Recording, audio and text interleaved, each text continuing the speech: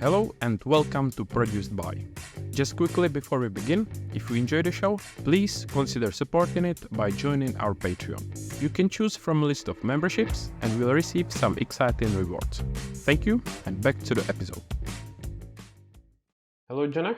Thank you for joining us today and welcome to the show. Thank you so much for having me. I'm really looking forward to having this chat. So, Jonah, can you please introduce yourself? Hey, for sure. My name is Jonah and I am the co-founder of Lucid Meme. We basically make memes for businesses that are trying to attract a younger audience. I used to work in marketing, in various different capacities. I worked at the Smiley company where they own the IP of the smiley face.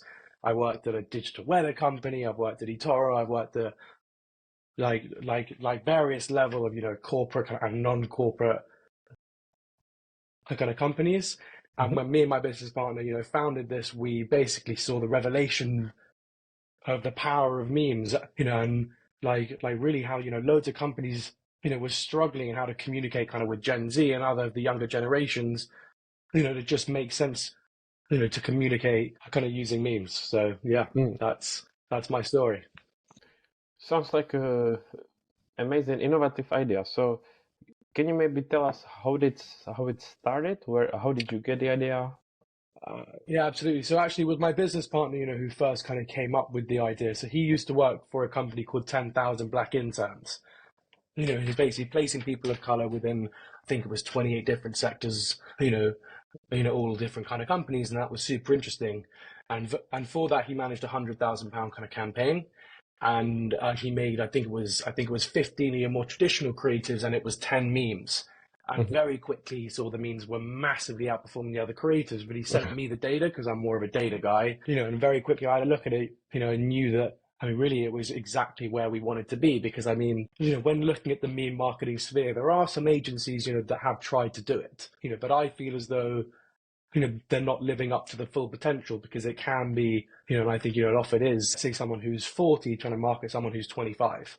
Yeah. And that creates their own kind of blend of their own perception of that shared experience, which is going to be so kind of mismatched that it's going to be relatable to nobody. So we realize, why not be the ones that really dominate this space and understand the market? Because, it's by Gen Z for Gen Z is like, the tagline we use, because, we are kind of who we're marketing to, and, who else to be creating this kind of content, especially as the buying power of Gen Z is just getting more and more and more, and they're getting into more positions of power and they're controlling way more money. So, it's a very interesting space, and it's been very interesting to see how it's evolved, and brands are getting on board with memes and, working with, every different vertical and industry, because that's also something that's, so interesting about kind of meme marketing is, nobody is really above it. Meme marketing will have to be within, everyone's marketing mix, as they attempt to communicate with Gen Z.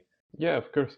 And it sounds really exciting that you actually have a lot of fun creating content and crafting strategies and campaigns and everything. 100%. I think that, it's such an exciting place to be, and it's, we are, really defy, what corporate is all about kind of in terms of our own morale, but we also have vast experience, from the corporate background. So really are in a good, and to blend the corporate world and social world, which I think many brands are struggling to do, is find that kind of balance between fun social content, but also, dealing with the rigidity of brand guidelines. And I think that kind of middle ground is something that we kind of toe the line to, and is really, I think, the biggest challenge. Yeah, that sounds really cool. And so when did you guys get the idea? How did you start in the beginning? How did you start looking for the clients, or you got the idea, but what were your first steps afterwards? Well, actually, it was super interesting because, we had a client that was a law marketing agency, but in the same time, we also got investment from Gary V, which was something super I was interesting. about to discuss later. That sounds really exciting. Yeah, so basically, when my business partner was working at this company, 10,000 Black Interns, he placed some interns at Vaynermedia. And so the MD and him got friendly, which was, very nice. And they set us up a meeting, which was, Sorry, with Gary Vee himself. Yes, yeah, because maybe for someone who doesn't know, can you briefly introduce Gary Vee? Yeah, for sure. I mean, he's one of the biggest social entrepreneurs, that I know of. I think, his ability to, predict, consumer shifts in behavior is really unlike anyone I've ever spoken to. He has a very unique ability to really understand what the next generation is going to be interested in and what the shifts in digital, landscape is going to look like and why. Mhm. And I think it was really nice to have kind of validation, at such an early stage from someone who understands that kind of landscape better than anybody, and he agreed that, that is exactly where this kind of landscape is going, and using memes, as a content tool, I mean, really is where all brands are heading, which is Mm. really, really cool. Yeah, just a bit of context that Gary Vee, I think he's written several bestseller books. He's got huge followings on social media, uh, probably multimillionaire. I don't know what else to say. So that's why I was so impressed that he invested in your company. It's really cool. 100%, 100%. No, I think it was so inspiring, to be able to talk to him and get kind of his take on the landscape. Um, Mm. So yeah, I mean, it was an absolute achievement, and I absolutely feel so happy that, yeah, that we got that kind of validation from, a behemoth himself, to say, Mhm. yes, this is exactly where the market's going. It just, it made us feel even stronger in our mission. And does this help you, for example, with the advertising of your own services, or even when looking for the clients, when you say that the company got investment from Gary Vee? Yeah, I mean, for sure, it's something that, it helps streamline a conversation in some certain circumstances. But I think, really people are interested in what we're about, and there aren't very many people that, even, cross bridges with kind of what we do. So I think that's the instant hook, is the meme marketing certified memeologist. I think these kind of terms, are new to some people, but I think, very soon it won't be. And I think that's what is bringing people in. Yeah. So when it comes to marketing itself, can you maybe say a bit more about it? Is it like crafting campaigns or doing the strategies or social media? Absolutely. So we have, various ways we work with people, so we like to, first if somebody see, to see values, so we have different packages, so we have, some that are purely meme creation packages, where, we can do your distribution and we'll make you, X amount of memes for a certain price, and we will basically come up with a calendar that will say, when it should be posted. Because I mean, really, I think that's something that is super important, is how will memes look kind of in the aesthetic of the Instagram, and it's about knowing, when to post and how to post around the other content. Because I mean, meme marketing shouldn't be like some isolated campaign, right? Yeah. Like really, it has to be a complementing campaign. They have to be working towards the same goal. And I think, choosing meme marketing kind of in and around the other content, I think, slotting it in is one of the hardest bits. And I think, having to do that is very thought driven, understanding, where it can work and why it should be posted there. I think, everything has to have a reason behind it. Mhm. And can we maybe discuss a bit more detail? How would you work with a client who approaches you? Because I can imagine that it's different, as you said before, that you work with the client from the law industry. So you craft the memes so it fits their target audience, right? So do you do like some kind of research and then do Yeah, so there is law-related a memes? lot of so there's a lot of background research that will go into it. I think, understanding the kind of sub forums, the Reddit, that I think that kind of content as well is super important to understanding a narrative. But I think, there is a lot that can be said. We have to obviously, talk to the client, and we have a list of, quite a lot of questions that we will ask that will really get inside of the business objectives, the marketing goals, and what the company really needs and wants, and, what's important to them and what kind of tonality is important to them. Because I guess it's very easy for us to come in and say, well, you should be talking about this and in this tonality, but it may not be, that, kind of within their brand guidelines, for example, right? So we Mhm. need to merge what kind of we know will work with what they're comfortable with, and that's why I say, it's about kind of towing this line and knowing where to walk, so it's not being offensive and it's not breaking any boundaries, but it's also going to be funny and engaging at the end of the day, because that's what, I mean, really makes a good meme. There's so many things that like really go into a meme, and we actually, have this meme guide that we're going to be publishing, that is going to go through, some example meme types and, what kind of different ways there are to create a meme and all the different components that are really going into a meme. Mhm. And I think that is such an important thing for people to know, that it's not just picking some random image and putting some text. It's actually, there is so much more and so much, so many different layers that will go into it. Mhm. Yeah, I think that was my initial reaction as well before I thought about it more. That it's just, throwing out funny memes, but now you can see that there is much more work behind it, and it actually needs to be tailored to specific needs. And can you compare it maybe to crafting strategies when it comes to regular marketing? For sure. So I think, what kind of really singles us out, I think is two things. I think, we're the most reactive people that exist. And I think, reactive marketing is really what it's all about. I actually did a post about it today, because I think, reactive marketing, is really the marketing of now. When there's news coming out, and we all are informed on our iPhones, and, there's kind of new breaking news every 2 minutes. Mm. Not being agile really, to me, is a death sentence. I don't understand how you can try and navigate kind of brand marketing without being okay to be agile and not having 15 realms of approvals. I understand, some things need to be run past legal, for example. I get it. I'm not kind of living in this kind of simplistic world where I think, things should just be able to say okay to anything. But I think, you're not truly utilizing the people that are making the decisions. I think like for example, a social media manager, really needs to be able to hold more power, to be able to very quickly approve things if they think it's going to work. Because you can only have, half an hour, for example, before you miss a trend. And if you're late to the trend, then there's no point of posting, because, you look dull and you actually, really create the opposite effect. I think it's very clear who's late to the party and who's on it. And I think, the people that are, the most reactive, that is how you really kind of crack the engagement, and you can go viral very quickly by just, mastering being first to the line, right?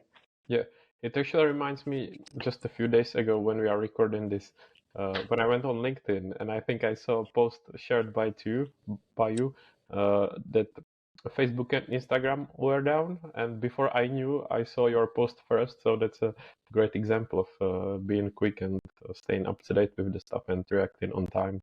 Exactly, right. And that's exactly it. I think, that is the perfect example, right? And I think, having the ability to see something and very quickly, say to a graphic designer, say to social media manager, hey, I need this. And, that kind of being posted, very quickly without having to go through sales, marketing, legal, the CEO, 10 other people, I'm sure. It just doesn't make sense to work like that. And I think, you have to be okay with being a little bit flexible. And I always say, well, there's two things I say that I believe are very important. One is, no meme is better than a bad meme, because I think a bad meme can stick out like a sore thumb. But I also think, that if the worst comes to the worst, and this is what I say to brands, if they have a post that doesn't really go well, not that many people are going to see it, right? Because if loads of people saw it, then that would be a good post. And I always say, it's not the end of the world. And I think it's really about kind of learning and optimizing and tweaking strategy is how you perfect this game. And I don't think it's a one-stop shop. I don't think it's a one-day process. I think it is an ever-evolving process. You're keeping up with trends. You're keeping up, with language, syntax. Just what's going on in the world. I think, as you mentioned, that a bad meme, because I'm curious, like what's the kind of border or the limit? Because sometimes it's a bad meme, but if it's cringe, then the cringe kind of makes it funny. So I feel like this is kind of difficult to say whether it's bad or 100%. I think it's really situational context. I think it's about kind of understanding, and that's why I think, there is so much research that is going into it. It's about kind of understanding, where the line is, for each, topic and subtopic you're talking about, what is being said, what is being accepted, what is genuinely being talked about. I think, that's where the research comes in. And that's why, I think, to some people, it may be a minor tweak, but I mean, we know how kind of effective, one can be over the other, and what some very minor change can be a massive change in perception. If you want to boost your online presence, check out our digital marketing agency called Trailblazed. You can also enroll in our Skillshare course called The 10 Tips on How to Succeed in Your Creative Career, which was inspired by the podcast. Lastly, make sure to subscribe to our weekly newsletter called Creative Spotlight to stay up to date with the show and more. Links are in the show notes. Thanks. And what about when it comes to boundaries? Do you discuss with the companies maybe how much is too much?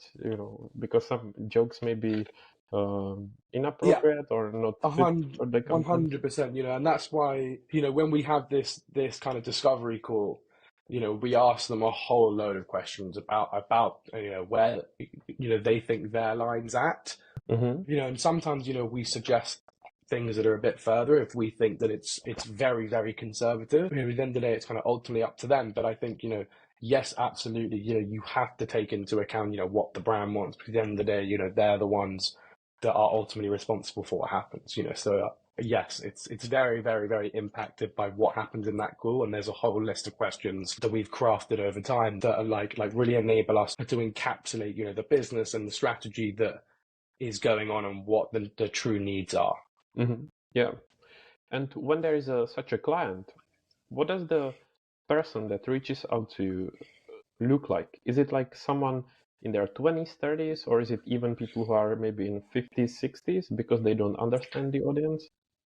That's a very good question. And we get, every walks of life is the truth. We have had people, who are very, engaged social media managers that just, want to outsource this bit. We've had some big companies that are kind of older CMOs and, older CEOs that are very interested that don't really understand the landscape and, everybody in between. Because I think, why not hire somebody who can do it better? Yeah. You know what I Especially mean? someone who's got experience like you guys did. Exactly. We are the specialized guys. We have, banked on, us being amazing at this. And we've got some amazing results. We increase, a certain page engagement rate by kind of 800%. I think, results like that, are truly because of the content. And is it just the two of you guys in the company? Yes, it is. We have some, contractors and some interns, etc. But, it is the two of us who are like spearheading this business forward. And what have you got a target market? Is it like the UK or the whole world, or is it a specific private industry? That's very interesting. The only industry that we are not trying to target first is more the luxury end, because I believe that they are in the kind of belief that they don't need these kind of services, even though I'm in the belief they're the ones that really can benefit the most. Like for example, Gucci did a massive campaign in 2018 that went amazingly, and if someone like Gucci can do it, then like really why isn't everybody? That to me, meme related campaign. Yes, it was a meme campaign that was done by Gucci in 2018. It was really good, and it got really good traction. So I don't understand why it's not that kind of like mainstream content there, especially with the rise of young founders, and their kind of target demographic is, I'm sure, shifted towards a younger audience, that it really is anybody that is trying to attract a younger audience. And I think that is kind of half a curse and half a blessing, because there is so many people and so many brands and so many agencies to contact, but at the same time it's almost overwhelming because there's such a wide target demographic. I think it really is. It's brands who are forward thinking, is what, our kind of ethos is. I think it's brands who, look at themselves as having a fun loving DNA. I think we find that a lot in the crypto space, in the food and beverage space, the hospitality space, for example. But those are just a few, there are so many more that are like that, in various other industries. Yeah, because my next question was whether or how much is there of competition? Because from my perspective, I think I haven't seen the company focusing only on memes like you do, so I'm not aware of any. So are there competitors who do? Well, I mean, as far as I know, we're the UK's first meme marketing agency. I haven't seen any other ones. I haven't seen any. I think, but I think it doesn't really make sense that there haven't been yet. To me, it was a real gap in the market to us, because it was like, wow, how is this not a thing yet with how popular memes are already? you know, and I think memes are only growing and growing, so it only makes sense that, you know, this kind of niche space, you know, will become a mainstream space. It just, you know, nobody's realized it yet. That's how I felt when I saw it. I was like, how come no one came with this idea before, or how come I haven't seen more of these? 100%. Yeah. And since you guys started, have you seen that maybe others try to copy such a concept or copy, you know, the idea? I mean, not that I've seen so far. I mean, of course, you know, there are some agencies, you know, as I've said, that, you know, do make memes, and there are brands that, you know, more and more brands are doing memes every day. But I don't, you know, see it as copying the idea. You know, I just think, you know, we were the first to the punch, and I don't believe that we'll be the only ones in this space forever. I think that would be a very naive, you know, Yeah. like kind of way of looking at it, right? You know, I think, you know, it is such a profitable kind of area, this whole, you know, social media in general, right? You know, and I think that like when you have such a powerful content, of course, it only makes sense to go into that space. And so I think, you know, yes, we're here for now, but, you know, I'm sure it won't be long until more people are here. But I think there will be, you know, for sure having the best understanding of how this game works, and I don't think anybody really can match us. Yeah, of course. So when it comes to this, have you actually got any companies or creators that are? Well, you know, I don't actually do the content. You know, I mean, the content side goes to my business partner. You know, as I said, you know, he's the creative side. You know, he is, Okay. you know, the kind of creative god that, you know, has all the inspiration, and, you know, he's a true creative, whereas I am a very kind of analytical guy, and that's kind of my side of the business. Okay. But still, you are, since you are immersed in this, you must have some knowledge. Is there someone you like to follow for? You know, I think, you know, I've got thousands of pages that I follow that, you know, I find hilarious. You know, I think, you know, it's about, you know, what I resonate with in the day. But I also think, I'm being honest, I mean, that's not how I use social, and that's a big thing I'm preaching as well. You know, I think, you know, I think the kind of nobody uses social by, you know, seeing content that their followers produce. I think now, you know, when you go on Instagram, you very rarely interact with any content that is from your followers. You interact with content that the algorithm is suggesting to you. You know, and I think that, you know, normally it's right that you're going to like that piece of content, and then you end up doom scrolling. I mean, that's the whole point of doom scrolling. You know, so I think, like, yes, there are loads of pages that I find funny, but I think, you know, the best content really comes, you know, from pages that I randomly find that are via the algorithm. Just trust the power of TikTok's algorithm. They know the best. 100%, you know, TikTok, Instagram, you know, I will leave it up to their hands, you know, because I mean, you know, based off, you know, who I like, right, it's only going to get better and better. And when it comes to type of content, do you basically create anything from images to videos, carousels, infographics, or what type of do you do?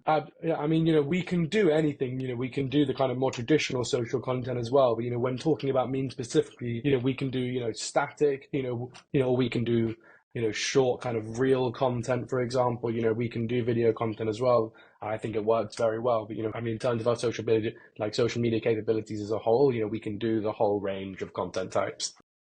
Yeah. And when it comes to specific social media channels, again, you can tailor it to anything. Absolutely, we can do, you know, LinkedIn, we can do Twitter, we can do, you know, Instagram, Facebook, you know, really everything. You know, I think, you know, there are platforms, you know, where I think it works best, but I think that we can do a cross-posting platform and, you know, tweak, you know, based on the strategy. You know, it's for sure it's something that we can do as well. So can you maybe point out a few social media channels that work the best? Or I guess it probably depends on the client, but if there are some That's the general thing. rules. It massively depends, but I would say, you know, for me, you know, LinkedIn's a really good one because I think, you know, there is such drab content that is posted and such great content that I think, you know, a meme is such a standout piece that when you see something that, you know, maybe you've seen before, that you've laughed at before, you're definitely more inclined to stop, and it's, you know, you'll get like feel an instant connection to that kind of meme, and I think it breaks through the noise a lot easier. Would you even say that it's better or more powerful than Instagram? I would say in some cases it can be. But I think, you know, really, you know, they're best used when they're cross-platform and you are able to kind of, you know, harness the joint effort of all of them.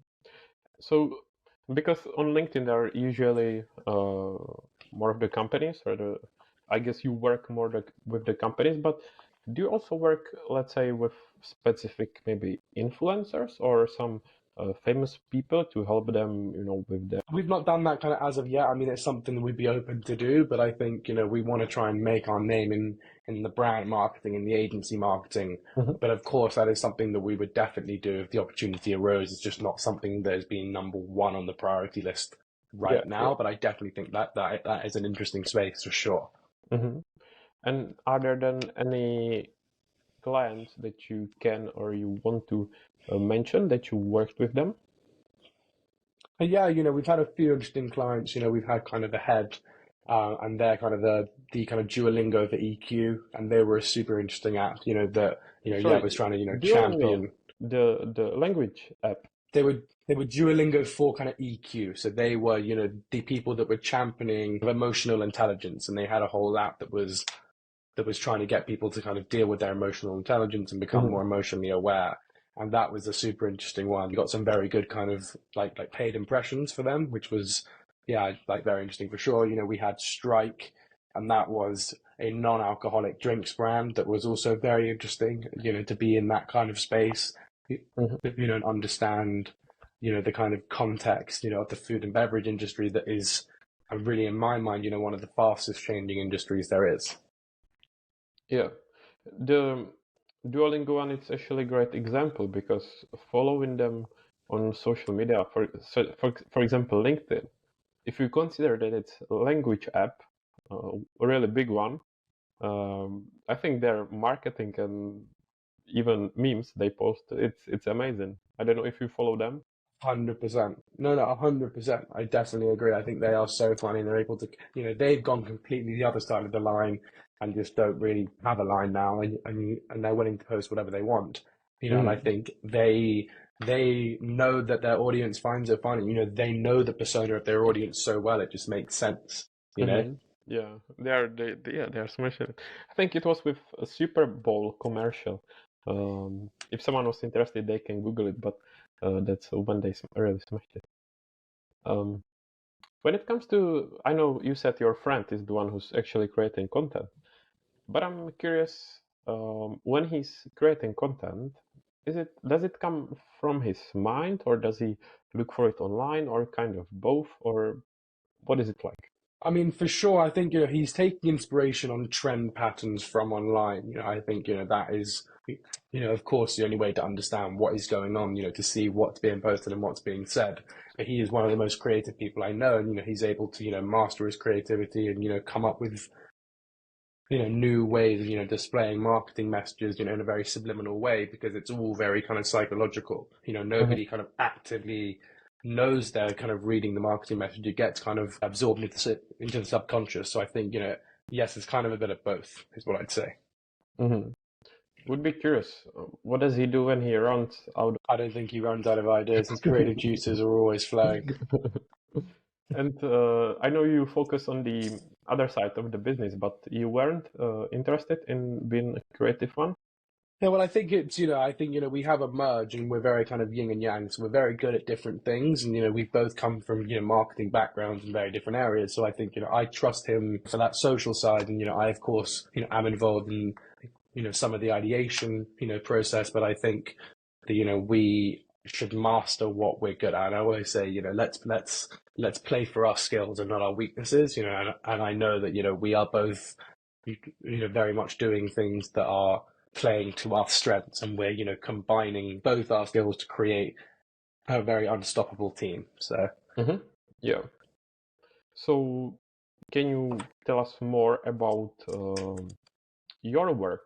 For example, what does your regular day at work look like? What is it that you take care of? yeah, for sure. I mean, I think as a founder, it changes every day. I think you have to be able to be agile and do things that come up in the very last second. My job is sales, business development is the main thing. I'm trying to find, new people and network and find partnership opportunities, reaching out to brands, reaching out to agencies, reaching out to freelancers, reaching out to, solo entrepreneurs, etc. I think, that kind of networking game is something that I don't really think of as work, because I love talking to people. I love, making connections. I love, hearing people's stories, and I love saying my own story, and I think, I mean, that to me just made absolute sense, but then I can find myself doing, I do all the accounts, and I make sure they're all up to date. I'm dealing with contracts, I'm dealing with a lot of the automation, so I am the one that will try and, streamline our processes by using AI and project management tools, etc.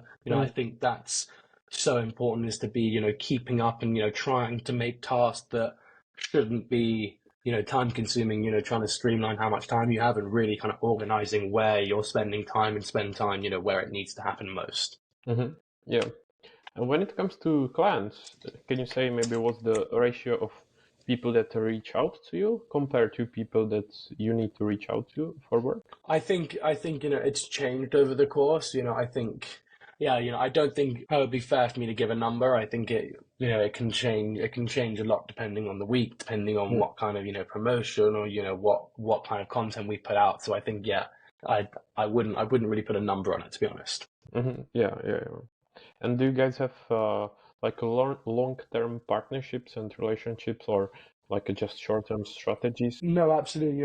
Really, to me, it's the long-term partners that are the most important. I'm in this game, to build, relationships with people, and, where they see the value in kind of what we're doing, and we, have the feel of being like an internal, external agency. That to me is really important. So we have that kind of rapport with the client, to give our honest feedback, to say, if we think that somebody's being a bit too safe, or, like maybe someone's being a bit kind of over the line, etc., we can kind of, give our guidance and give our advice in a much more, conducive way, and where they like basically they trust us. That's what's really important to me. Yeah. So tell us, what are your plans with your company for the future? That's very interesting. Really what I want to do is carry on proving value, and, really trying to build the case studies, and, get a really good, client roster, because I think, once we have, some big names in several industries, it just becomes like a domino effect, because I think it really is, who's first to the party. It's just about convincing, the big players that, they should be first, and saying it only makes sense, to make that jump. So I guess, we're just going to carry on doing that. We have a very interesting service of white labeling for agencies. So I also think, we're going to carry on doing that. Really just trying to grow the brand and grow, our amazing clientele, basically. Yeah. And have you got maybe a dream client or dream company that you would want to work with? I mean, I'd love to work with a company, for example, Lime, I'd love to work with TFL. I think, there is a whole host of companies I'd love, absolutely love to work with, kind of Oatly, for example. I think there's so many that, have so much potential, but I think, the list is really kind of endless for me. I think I could be here for a year trying to say, the brands that should be taking advantage of me in marketing. Yeah. And from your past projects, can you tell us more details about some of the projects or campaigns, or something you worked on that is worth mentioning? Maybe cool, interesting, or something that you enjoyed working on? Yeah, I think, as I've mentioned already, but I think it's definitely worth kind of mentioning again. The biggest thing that I can show people some tangible data, is that we were able to, I think in 6 weeks, we were able to, increase engagement by kind of 800% on the account postings. And I think, that coming in 6 weeks, with no ad spend, I think, just imagine what really can be done, over a longer period of time, and even with ad spend. I just think, the opportunities are limitless. So tell us some secrets. Tell us the magic, something that people can apply. I don't think I can do that, man. I'm sorry to say, I'd love to. We have a few things on our website, people can check out, which is lucid.meme. But yeah, I mean, I definitely cannot spill the secret sauce. You have to come and call me private for that. But still, can you share some advice from, when it comes to... I think that the overarching theme is, to be kind of agile and not be rigid, and to stay up to date, with the current trends. I think, that is, a big point, and I think, you need to have brands that have streamlined approval processes. I think if you have, massive red tape and barriers to entry, then you're not going to do well. And I also think, this is another thing that we preach is, if you feel completely safe about a post and you feel as though it's completely okay 100%, 9 times out of 10, that post is not great. I think you have to be a bit kind of on the edge about a post, because those are the posts that normally do the best. It's never the post that you're like, oh, this is, I said some data or statistics or whatever, and this post is just, data driven and nobody will get offended and, it's all good. That post is never going to do great. But I think it's the post that's just kind of teetering on the edge of, what, is okay and what's not. I think that is where the magic lies, without being offensive, but still being funny. Yeah. And also, as we discussed briefly LinkedIn before, and its importance, what are some advice when it comes to LinkedIn or tips from your experience? I think that, you need to have consistency, and that is really important for me, especially on LinkedIn. I think, building consistency is key. And I think, the algorithm is very friendly to you once that consistency is mastered. And I also think, in the meme game, specifically, it's really a momentum game, and they build on each other, and people come back to you time and time again and engage with your content time and time again because they've seen your content previously at the same time, and it becomes kind of this kind of habitual clock. Mm-hmm.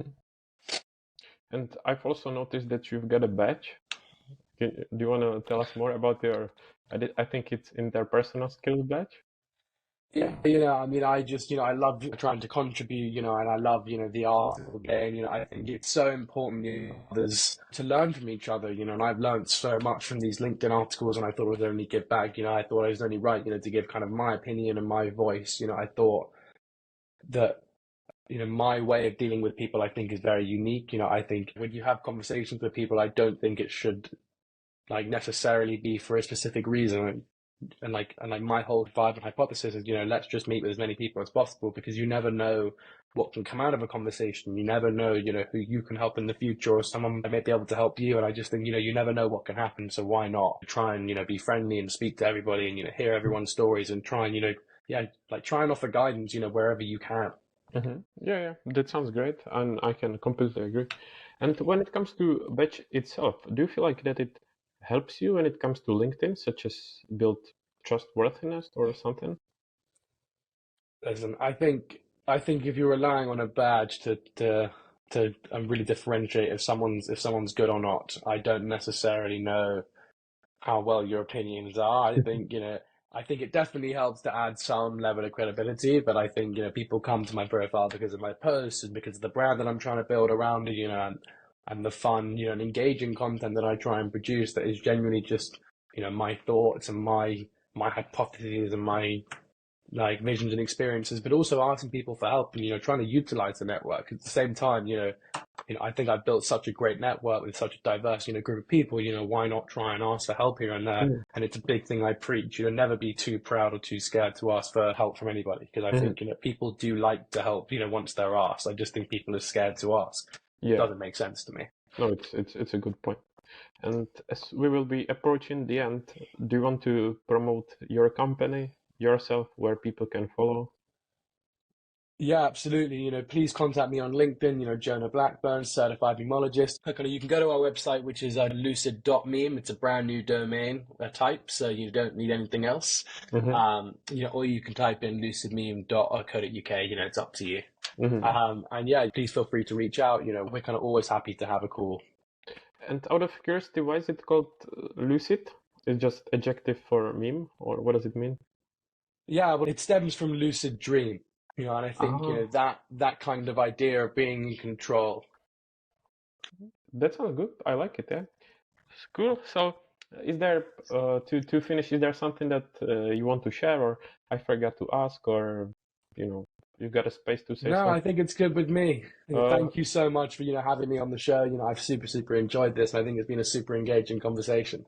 Thank you, Jonah. It was my pleasure. Thank you. Thank you for listening. If you enjoyed the show, please leave us a 5-star review on your favorite podcast app, get in touch to provide your feedback, or share any ideas for future guests. Thank you, and see you soon.